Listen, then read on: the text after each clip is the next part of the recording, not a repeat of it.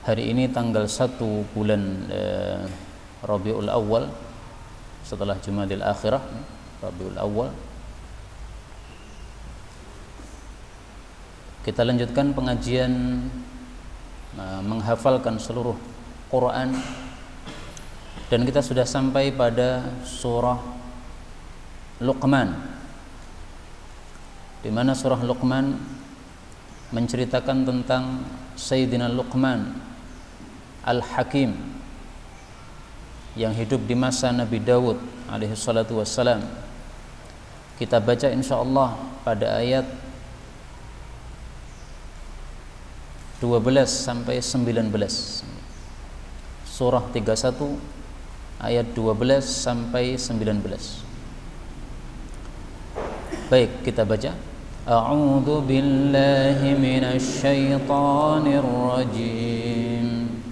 وَلَقَدْ آتَيْنَا لُقْمَانَ الْحِكْمَةَ أَنِ اشْكُرْ لِلَّهِ وَمَنْ يَشْكُرْ فَإِنَّمَا يَشْكُرُ لِنَفْسِهِ وَمَنْ كَفَرَ فَإِنَّ اللَّهَ غَنِيٌّ حَمِيدٌ وَإِذْ قَالَ لُقْمَانُ لِابْنِهِ وَهُوَ يَعِظُهُ يَا بُنَيَّ لَا تُشْرِكْ بِاللَّهِ إِنَّ الشِّرْكَ لَظُلْمٌ عَظِيمٌ وَوَصَّيْنَا الْإِنسَانَ بِوَالِدَيْهِ حَمَلَتْهُ أُمُّهُ وَهْنًا عَلَى وَهْنٍ وفصاله في عامين أن اشكر لي ولوالديك إلي المصير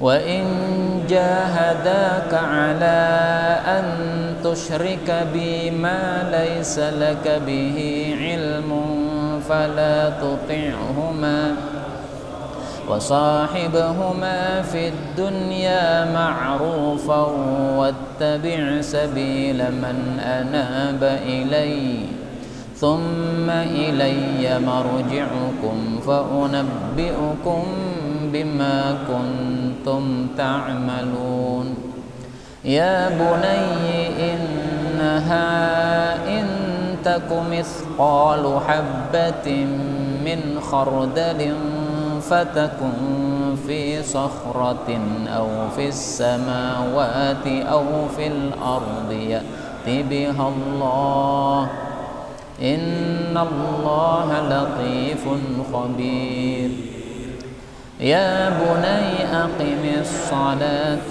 وأمر بالمعروف وانه عن المنكر واصبر على ما أصابك إن ذلك من عزم الأمور ولا تصاعر خدك للناس ولا تمش في الأرض مرحا إن الله لا يحب كل مختال فخور واقصد في مشيك واغضض من صوتك إن أنكر الأصوات لصوت الحمير الحمد لله رب العالمين اللهم ارحمنا بالقرآن آمين. Pada ayat-ayat yang kita baca ini ada beberapa kata yang bisa dibaca dengan dua bacaan. Yang pertama anishkur, boleh juga dibaca anushkur, jadi nunnya boleh didhammah. Kemudian yang kedua ya bunayya, pada ayat 13 boleh dibaca ya bunai, jadi yaknya yang terakhir disukun bunai. Kemudian berikutnya pada ayat yang ke-16 ya bunayyi, ini boleh juga dibaca kasrah. Mithqala, mithqalu, lalu, dua-duanya benar. Ini semuanya adalah bacaan-bacaan mutawatir. Ayat 18 la tusa'ir, la tusa'ir sama artinya. Tusa'ir, tusa'ir sama aja. Allah Subhanahu wa taala mengatakan pada surah Luqman ayat 12, walaqad dan sungguh-sungguh ataina kami Allah telah memberikan Luqman kepada Luqman al-hikmah, kebijaksanaan, an bahwasanya usykur lillah, bersyukurlah wahai Luqman kepada Allah Subhanahu wa taala. Wa may yashkur dan barang siapa yang bersyukur, fa innama maka sesungguhnya tiada lain yashkuru, dia bersyukur li nafsihi, untuk dirinya sendiri. Wa man kafara, adapun siapapun yang kafir, fa innallaha maka sesungguhnya Allah ghaniyun, maha kaya, hamidun, maha terpuji. Ayat ini menunjukkan fadilah Luqman. Yang Luqman ini diperselisihkan oleh para ulama, apakah dia seorang nabi ataukah dia seorang hakim, seorang ahli hikmah. Pendapat yang lebih terkenal adalah bahwa Luqman bukan seorang nabi, tetapi beliau seorang hakim, seorang ahli hikmah. Karena seandainya Luqman adalah seorang nabi, maka tentu saja yang disebutkan oleh Allah tentang dia bukanlah tentang hikmah, tetapi tentang kenabian. Nah, di sini ternyata yang disebutkan tentang al-hikmah, bukan tentang an-nubuwah, bukan tentang kenabian. Maka menurut Imam Sa'id bin Jubair, Sa'id bin Musayyab, ulama tabi'in yang paling terkenal ilmunya, beliau mengatakan Luqman adalah seorang hakim, seorang yang ahli hikmah. Luqman diperselisihkan, dia hidup pada masa siapa? Ada yang mengatakan hidupnya adalah antara masa Nabi Isa dengan masa Nabi Muhammad sallallahu alaihi wasallam. Ada lagi yang mengatakan, dan ini pendapat yang lebih terkenal, bahwa beliau dilahirkan pada 10 tahun dari kerajaan Nabi Daud alaihi salatu wassalam. Jadi Nabi Daud menjadi raja, setelah itu baru lahirlah Luqman yang kemudian menjadi pengikut Nabi Daud alaihi salatu wassalam, dan beliau masih hidup sampai pada masanya Nabi Yunus alaihi salatu wassalam. Tidak penting bagi kita mengetahui kapan Luqman ini hidup, tapi yang paling penting adalah kita mengambil pelajaran dari Luqman sehingga beliau sampai disebutkan oleh Allah dalam Al-Quran. Ini pasti adanya fadilah yang dimiliki oleh beliau. Nah, fadilahnya ternyata apa? Luqman al-hikmah. Allah berikan kepada Luqman hikmah. Nah, ini fadilahnya Luqman. Apa itu hikmah? Hikmah artinya kebijaksanaan. Apa definisi kebijaksanaan? Kebijaksanaan definisinya adalah al-isabah fil qaul wa fil fi'il. Berlaku dan berkata yang tepat, itu namanya hikmah. Jadi kalau kita berbuat tidak tepat, itu berarti tidak bijaksana. Atau kita berkata tidak tepat, itu juga tidak bijaksana. Seorang muslim pada hari raya Natal mengucapkan selamat Natal kepada tetangganya yang kafir, nah maka ini berarti tidak bersikap bijak, ucapannya tidak pas, tidak benar, dia berkata seperti itu, berarti tidak bijak. Nah, maka yang disebut bijak itu adalah kalau melakukan sesuatu atau mengucapkan sesuatu pada tempatnya yang semestinya. Allah memberikan Luqman hikmah supaya apa? Supaya dia bersyukur kepada Allah. Itulah yang dimaksud anishkur lillah. Jadi Allah berikan hikmah supaya dia bisa bersyukur kepada Allah Subhanahu wa taala. Karena itu siapapun yang bersyukur kepada Allah atas nikmat-nikmatnya, berarti dia sudah bersikap bijaksana. Adapun sebaliknya, tidak mensyukuri nikmat Allah, berarti dia tidak bijaksana.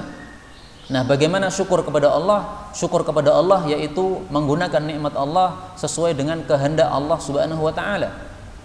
Menggunakan nikmat Allah tidak sesuai dengan kehendak Allah, itu berarti tidak syukur terhadap nikmat Allah Subhanahu wa taala. Allah mengatakan wa may yashkur fa innama yashkuru li nafsihi. Orang yang syukur itu sama dengan syukur untuk dirinya sendiri. Maksudnya siapa yang syukur, maka Allah akan menambah nikmat. Nah, berarti bersyukur untuk diri sendiri. Artinya manfaatnya kembali kepada dirinya sendiri. Kita bersyukur kepada Allah itu bukan kita membuat jasa kepada Allah, tidak. Manusia tidak ada jasa apapun kepada Allah. Justru Allah itu yang berjasa kepada kita karena telah memberikan nikmat-nikmatnya kepada kita. Allah mengancam wa man kafara fa innallaha ghaniyyun hamid. Adapun yang kufur, maksudnya kufur adalah tidak syukur, maka Allah ghani, maha kaya. Artinya tidak perlu kepada hambanya. Jadi Allah tidak perlu disyukuri, Allah tidak membutuhkan syukur dari hamba, tidak. Tapi justru kita inilah yang membutuhkan syukur, karena dengan syukur itu akan bertambah nikmat Allah Subhanahu wa taala kepada kita. Sebagaimana disebutkan oleh Allah pada ayat yang lain, la in syakartum la azidannakum, surah Ibrahim ayat 7. Wa il ta'adzana rabbukum la in syakartum la azidannakum. Dan ingatlah ketika Allah mengumumkan, sungguh jika kalian itu syukur, sungguh betul-betul aku akan menambah kepada kalian, yaitu menambah nikmatnya. Karena itu para ulama mengatakan, man syakaron ni'mah faqad qayyadaha. Barang siapa yang mensyukuri nikmat, berarti dia sudah mengikat nikmat tadi. Nikmatnya nggak akan lari kemana-mana, karena sudah terikat. Tapi kalau tidak disyukuri, maka dikhawatirkan nikmat akan lenyap, hilang dari orang tersebut. Kemudian Allah mengatakan wa'il, dan ingatlah ketika qala, berkata Luqman libnihi, kepada putranya, wahwa, sementara Luqman itu ya'idhuhu, menasehati putranya. Apa nasihatnya? Ya bunayyi, atau ya bunayya, atau ya bunai, wahai anakku, la tusyrik billah, janganlah kamu syirik kepada Allah. Inna syirka, sesungguhnya syirik itu la zulmun azim, sungguh kezaliman yang besar. Para ulama berselisih pendapat tentang anaknya Luqman. Ada yang mengatakan anaknya ini seorang musyrik, maka dikatakan oleh bapaknya jangan syirik. Ada lagi yang mengatakan dia tidak syirik, tetapi diingatkan oleh bapaknya jangan syirik. Sebagaimana Nabi Nuh alaihi salatu wassalam, sebelum wafat beliau pesankan kepada putranya jangan melakukan dua. Pertama, jangan syirik. Kedua, jangan sombong. Waktu itu anaknya Nabi Nuh bukan seorang musyrik, tapi dipeseni oleh Nabi Nuh, jangan syirik. Sebagaimana engkau kalian tidak ada yang syirik selama saya hidup, maka saya mati juga jangan syirik. Nah, demikian juga di sini, kamu jangan syirik. Meskipun dia bukan seorang musyrik, tapi dinasihati oleh bapaknya jangan syirik. Karena itu, salah satu tanda kesalihan seseorang, dia memikirkan bagaimana anak-anaknya, bagaimana keturunannya setelahnya tetap mentauhidkan Allah Subhanahu wa taala. Nabi Ibrahim alaihi salatu wassalam berdoa, mendoakan anak turunnya. Apa doanya? Doanya adalah wa idh qala Ibrahim rabbi ja'al hadzal balada amina wajnubni wa baniya an na'budal asnam. Dan jauhkanlah saya dan juga anak-anak saya dari menyembah berhala-berhala. Ini yang dipikir oleh Nabi Ibrahim alaihi salatu wassalam. Bagaimana anaknya nanti ketika ditinggal mati semuanya masih tauhid kepada Allah Subhanahu wa taala. Syirik adalah zalim yang besar. Artinya tidak ada kezaliman yang lebih besar daripada syirik. Maka zalim ada tiga. Pertama, zalim kepada Allah, ini zalim paling besar, yaitu syirik. Yang kedua adalah zalim kepada sesama makhluk, misalnya merampas harta orang, memukul orang, menuduh orang, dan sebagainya. Yang ketiga adalah zalim kepada diri sendiri, yaitu maksiat, dosa-dosa yang kita lakukan itu sama dengan zalim pada diri sendiri. Kenapa? Karena kalau kita berbuat dosa itu hati kita jadi hitam, satu titik hitam masuk di situ. Nah, ini berarti menzalimi diri sendiri, mengotori hati sendiri. Semuanya adalah haram, tiga macam zalim tadi, tetapi yang paling haram adalah zalim kepada Allah Subhanahu wa taala. Allah mengatakan wa wasaina, dan kami wasiatkan al-insan, kepada manusia, biwalidayhi, terhadap kedua orang tuanya. Maksudnya diwasiatkan untuk berbuat baik kepada kedua orang tuanya. Kenapa disuruh berbuat baik? Karena hamalathu, ibunya telah mengandungnya, hamalathu, mengandungnya, ummuhu, ibunya, wahnan ala wahnin, susah di atas susah, wa fisaluhu, dan menyapihnya itu fi amain, dalam 2 tahun. Anishkurli, bahwasanya bersyukurlah wahai anak, wahai manusia, li, kepadaku, kepada Allah, wali walidaik, dan juga kepada kedua orang tuamu, ilayya, hanya kepadaku, al-masir, tempat kembali. Ayat ini menunjukkan wajibnya syukur kepada Allah karena sudah memberikan nikmat, dan wajibnya syukur kepada orang tua karena telah berjasa kepada kita. Manusia yang paling berjasa kepada kita adalah orang tua kita. Selain itu adalah nomor 2. Karena orang tua ini merawat sejak kecil sampai hidup. Setelah hidup dewasa baru kemudian dilepas, diberikan kepada pak guru misalnya, Nah, Pak Guru hanya meneruskan saja. Tapi yang merawat dari kecil, dari tidak bisa apa-apa sampai bisa berjalan dan sebagainya adalah orang tuanya. Maka jasanya paling besar. Al-insan, manusia yang dimaksud pada ayat ini dulu adalah Sa'ad bin Abi Waqqas. Sa'ad bin Abi Waqqas, orang tuanya kafir, ibunya kafir, bapaknya kafir. Sa'ad bin Abi Waqqas masuk Islam, maka bapak ibunya memusuhinya. Allah turunkan ayat ini, kami wasiatkan kepada manusia, Sa'ad bin Abi Waqqas, tetaplah kamu berbuat baik kepada kedua orang tuamu meskipun kafir. Tetapi ayat ini berlakunya untuk semua orang, tidak hanya kepada Sa'ad bin Abi Waqqas saja, karena al-ibrah bi umumil lafadz. Dalil itu adalah dipahami sesuai umumnya perkataan. Yang dimaksud wahnan ala wahnin, susah di atas susah, itu adalah kondisi ibu hamil. Hamil itu semakin besar semakin susah, semakin berat.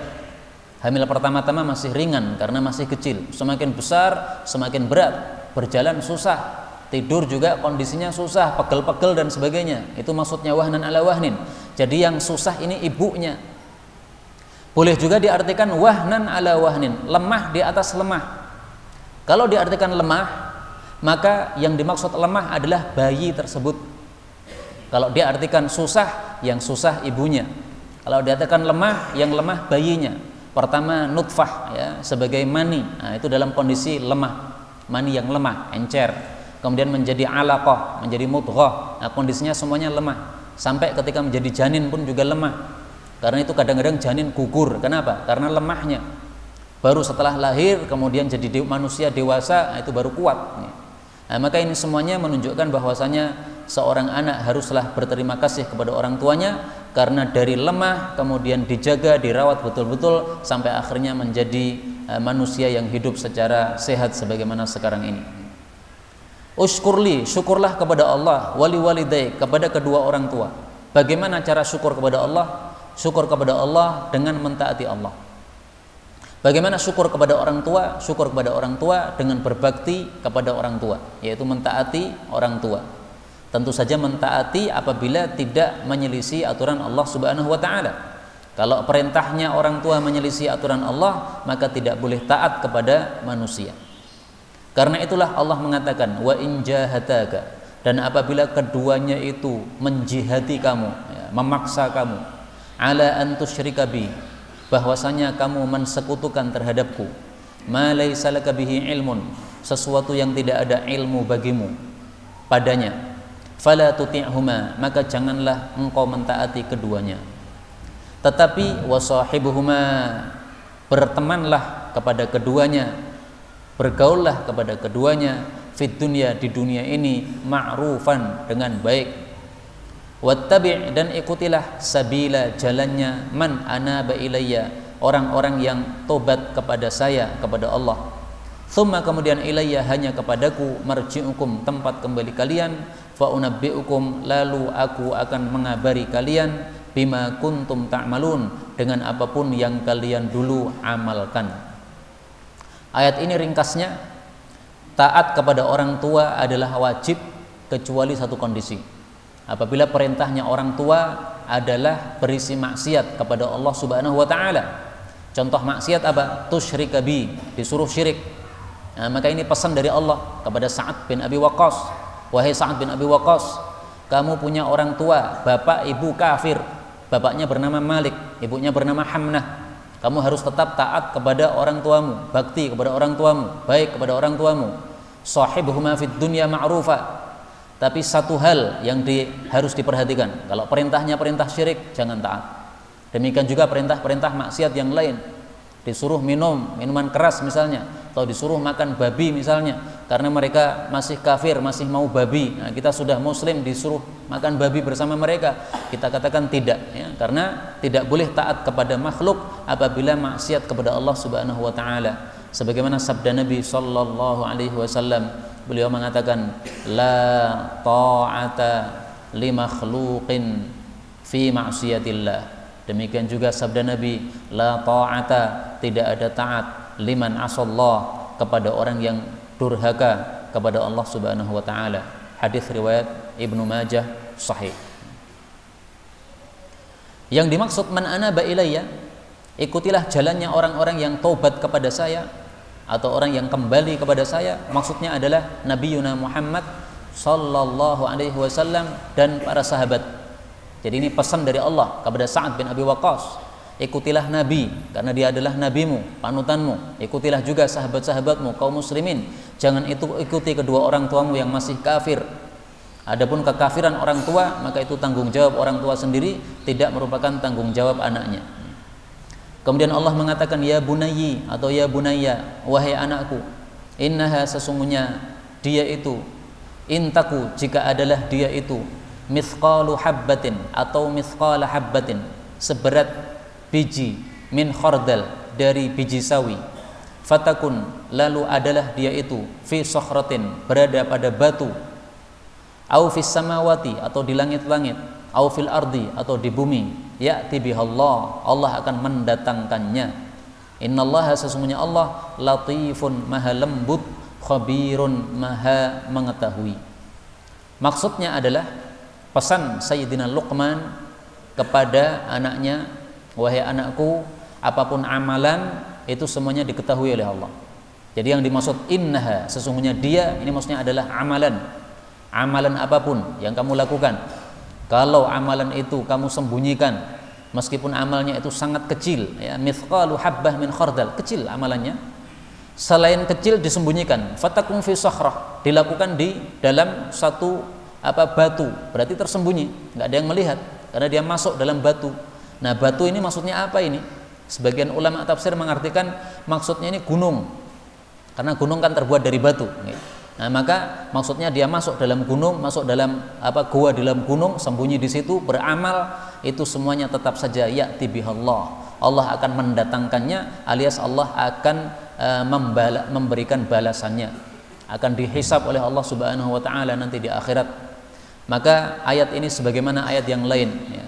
Ketika Allah Subhanahu wa taala menyebutkan pada surah Al-Kahfi pada ayat yang ke-49, wa yaqulun, orang-orang mengatakan, ya wailatana, alangkah celaka kami, ma li hadzal kitab, kenapa kitab catatan ini la yughadiru saghiratan wala kabiratan, tidak meninggalkan kecil maupun besar, illa ahsaha, kecuali semuanya ditulis, dijaga dalam kitab tersebut.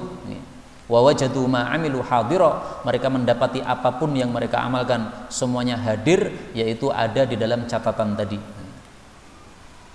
Karena itu ini maksudnya adalah memerintahkan anaknya supaya bertakwa kepada Allah dalam kondisi dimanapun berada. Ittaqillah haitsuma kunta. Kemudian Allah mengatakan ya bunai atau ya bunayya, wahai anakku, aqimis shalah, tegakkan salat, wa'mur bil ma'ruf, lakukanlah amar ma'ruf, wanha 'anil munkar, lakukanlah nahi munkar, memerintah yang baik dan melarang dari kemungkaran. Wasbir, dan sabarlah, ala ma asabak, atas apa saja yang menimpa kamu. Inna dzalika, sesungguhnya hal itu, min azmil umur, termasuk perkara-perkara yang diperintahkan. Azm itu artinya perintah. Nah, maka azmil umur, perkara-perkara yang diperintahkan oleh Allah Subhanahu wa taala. Perintah Allah apa saja? Menegakkan salat, amar ma'ruf, nahi mungkar, sabar. 4 ini perintah Allah Subhanahu wa taala. Kata-kata wasbir, sabarlah, disebutkan setelah wanha 'anil munkar, nahi mungkarlah, menunjukkan bahwa siapapun melakukan nahi mungkar pasti akan ada yang memusuhi, maka disuruh sabar. Jadi orang yang melakukan nahi mungkar harus siap ada yang memusuhi. Sebagian orang mengatakan, dan perkataan ini benar, man hafidhal Qur'an ahabbahun nas, wa man aqamal Qur'an karihahun nas. Barang siapa yang hafal Quran, maka banyak manusia senang kepada dia. Tapi barang siapa yang menegakkan Quran, mengamalkan isi Quran, maka orang-orang akan benci kepadanya. Ini sesuai fakta. Orang-orang yang hafal Quran, hafid Quran, nah, maka dia diberi hadiah yang besar, diumrohkan dan sebagainya, dimuliakan. Tetapi kalau menegakkan isi Quran, melakukan amar ma'ruf nahi mungkar, tidak hanya hafal, tetapi dia tegakkan isinya, nah, itu lebih dahsyat lagi. Nanti banyak orang-orang yang tidak suka kepada dia, musuh-musuh Islam pasti akan memusuhi dia. Karena itulah orang-orang yang mengamalkan isi Quran jauh lebih utama daripada yang hanya hafal Quran saja. Kalau hanya hafal saja, munafik bisa hafal Quran, munafik bisa juga ceramah, bisa. Tetapi yang mengamalkan ini hanya khusus orang-orang yang dipilih oleh Allah Subhanahu wa taala. Kemudian Allah mengatakan wala tusair, dan janganlah engkau itu memalingkan atau tusair khaddaka, pipimu, linnasi, dari manusia. Wala tamshi, dan janganlah kamu berjalan fil ardi, di bumi, maraha, dengan sombong. Innallaha, sesungguhnya Allah, la yuhibbu, tidak mencintai, tidak menyukai, kulla mukhtalin, setiap orang yang sombong, fakhurin, yang membanggakan diri. Ayat ini maksudnya dilarang sombong. Bentuk sombong bagaimana? Contohnya tusair khaddaka linnas, bertemu dengan orang memalingkan wajahnya, nggak mau melihat, karena sombong, bukan karena apa-apa. Kalau memalingkan wajah karena mau belok jalan, nggak ada masalah. Memang tujuannya mau melihat jalan aman atau tidak. Tapi kalau memalingkan wajah karena dia sombong, tidak mau melihat orang lain yang dia anggap remeh atau rendah, maka inilah yang dilarang oleh Allah Subhanahu wa taala. Karena itu dalam hadis Nabi SAW bersabda, beliau mengatakan, tabassumuka fi wajhi akhika shadaqah. Senyum Anda pada wajah saudaramu adalah sedekah. Nah, ini ajaran Nabi SAW. Ketemu bukan untuk berpaling, tapi ketemu untuk tersenyum. Ini hadis sahih riwayat Imam At-Tirmidzi rahimahullahu taala. Jangan berjalan di bumi dengan sombong. Ini salah satu dalil haramnya isbal. Karena isbal itu termasuk kesombongan. Sementara Allah mengatakan di sini jangan berjalan di bumi dengan sombong. Maka siapa yang menggunakan celana secara isbal sampai lebih rendah daripada mata kaki, berarti sudah terkena ayat ini. Engkau berjalan dengan isbal di atas muka bumi, padahal isbal termasuk kesombongan. Padahal Allah mengatakan jangan berjalan dengan kesombongan, karena Allah tidak suka. Kemudian Allah mengatakan waqsid, dan sedang-sedanglah fi masyika, dalam berjalanmu, waghdud, dan ringankanlah, rendahkanlah, min sautika, dari sebagian suaramu. Inna, sesungguhnya, angkarul aswat, paling mungkarnya suara, maksudnya paling jeleknya suara, la sautul hamir, sungguh suaranya keledai. Sedang-sedanglah dalam berjalan, maksudnya bagaimana? Ada dua tafsiran. Tafsiran yang pertama mengatakan jangan terlalu cepat dalam berjalan. Kalau dalam bahasa kita sekarang, jangan ngebut-ngebut kalau naik motor. Ngebut-ngebut itu tidak bagus. Bukan berarti tidak boleh. Ngebut itu boleh, karena dilakukan oleh Rasul SAW juga. Idza wajada fajwatan nassa, dalam hadis yang sahih riwayat Imam Bukhari. Kalau beliau mendapati jalan longgar, maka beliau cepatkan jalannya. Nah, berarti ngebut boleh kalau memang jalannya longgar. Tapi orang yang adatnya tiap saat ngebut terus, sampai-sampai jalan kecil pun juga ngebut, jalan ramai juga ngebut, nah itulah yang dilarang dalam ayat ini. Waqsid fi masyika, ya, sedang-sedang dalam berjalan, jangan terlalu cepat. Tafsir yang kedua maksudnya adalah tawadhu'lah. Jadi ini ungkapan bahasa Arab, ya. Sedang-sedanglah dalam berjalan maksudnya tawadhu'lah. Jangan sombong ketika berjalan di atas muka bumi. Waghdud min sautik, rendahkan sebagian suaramu. Ayat ini berkaitan dengan adat jahiliyah. Orang-orang jahiliyah dulu yang dianggap paling mulia adalah yang paling keras suaranya. Kalau suaranya tidak bisa keras, ini dianggap orang rendah. Jadi yang paling mulia yang suaranya paling keras, ini orang-orang jahiliyah. Maka Allah mengingkari dengan ayat ini. Enggak, yang paling mulia itu bukan suara yang keras, bukan. Karena kalau yang paling mulia adalah suara yang keras, berarti yang berhak untuk dimuliakan adalah keledai. Allah mengatakan inna angkarul aswati la sautul hamir. Keledai itu suaranya paling keras. Tetapi keledai itu dianggap rendah. Orang-orang Arab merendahkan keledai. Orang Arab kalau menyebutkan bodoh, itu bodoh seperti keledai. Kalau orang Indonesia kan mengatakan bodoh kayak kebu. Kalau orang Arab mengatakan bodoh kayak keledai. Nah, maka Allah menyamakan orang-orang yang menganggap bahwasanya kemuliaan itu adalah kerasnya suara, itu bodoh sebagaimana bodohnya keledai ini. Maka Allah katakan tidak pantas orang itu menganggap mulia dirinya atau menganggap orang lain mulia dengan kerasnya suara dia, tidak, ya, sama sekali itu bukan sesuatu yang dituntut di dalam agama ini untuk mengeraskan suara, tidak. Tetapi waghdud min sautik, hendaklah suara itu direndahkan. Tidak terlalu rendah tetapi juga tidak terlalu keras. Makanya min, ya, dari sebagian sautika, suaramu.